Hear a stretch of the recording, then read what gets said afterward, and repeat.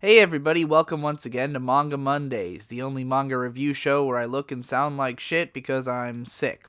I'm gonna be talking about, this time, a manga called Spirits and Cat Ears. Now I bought this for exactly one reason. This girl on the cover is cute as shit. And I flipped through to confirm that she would be cute. I mean, look, like page one, I'm just completely in love, right? This girl is tiny, skinny, huge tits, white hair. She's got this sort of, what's the word I'm looking for? Lilting expression, I guess. She's got the sort of downturned eyes. Look at her. Look at her. She's so fucking cute. It's like more than I can handle. So I bought this just on the strength. There's some fan service. Here we go. Some fan service. Because I looked at this. When I looked at the cover, I saw this incredibly cute girl, but I also saw this pretty boy. So my first thought is, this looks like it's going to be some kind of shoujo manga. Like, there's pretty boys in it. So am I going to get as much cute girl as I want? Is this going to be more of a romance thing or more of a, like, what is it going to be? But as I flipped through, I just kept seeing more and more of this cute fucking girl.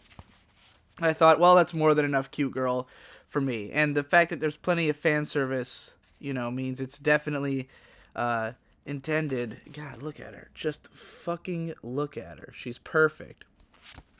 I could do this all day. I could just keep flipping to random pages. Like, almost every single drawing of her in this manga is just perfect. I even love, look at her hairstyle. She's got like a borderline, what's it called? Princess braid. Like, she's got one of the on the bottom ones. I absolutely love that. I think it's called a tuck, actually. Tuck braid. It's one of my favorites. So yeah, that's why I bought this. Now, as for what this belongs to a sort of a genre, I would consider it, of seinen manga that looks and feels like shoujo manga, sort of similarly to something like Inari Kon Kon Koi Iroha, or even, and this is a shonen one, but what's it called? Guguri Kokuri-san, like these manga that are aimed at guys, but they have the attitude of stuff that's aimed at women, or they just look a little bit like shoujo or feel like shoujo. This is drawn by a woman, which probably has something to do with it. But the basic concept is that this girl grew up. She has cat ears because she's got a curse. And because she grew up with cat ears, she was bullied as a kid, and so she retreated from the world and has been living as a hikikomori alone for a long time. But she also has spiritual powers, I guess, as a result of the cat ears. So she, in her loneliness, summoned a familiar, which is this guy, and he's been looking after her ever since. And then at the start of the story, she, I guess, finds an ad for this inn, or like a shrine or something, that they're trying to look for a priestess. So she decides to take up this job as a priestess to try to meet other people and do something with her life. So she goes to this place, and there's a bunch of other people, basically a bunch of other cute girls who also have familiars who are all training to be priestesses. Honestly, the plot, not that important in this. Like, there's plenty of dialogue about the plot. There's lots of little rules and explanations and stuff, but like the thing about this is each chapter is really long and they're very meandering. Like, it doesn't really get to the point quickly. Most of it is just about these characters kind of hanging out and exploring the relationship between these two, which is very obviously all the author really cares about. Because this guy is the familiar, and he's just sort of a deadpan guy who just really likes tying this girl up in chains. He manipulates chains. He likes to chain up his master and sort of tease her. She's very easily teased. And I gotta say, I appreciate the man's taste. And he's in love with her. He admits that in the first chapter, sort of out of nowhere. And she's maybe developing feelings for him. It's, this thing's mostly just kind of cutesy, fun interactions. It doesn't really worry about drama or melodrama at all. It's mostly just kind of like a cutesy, fan servicey romp. There's a bunch of other girls.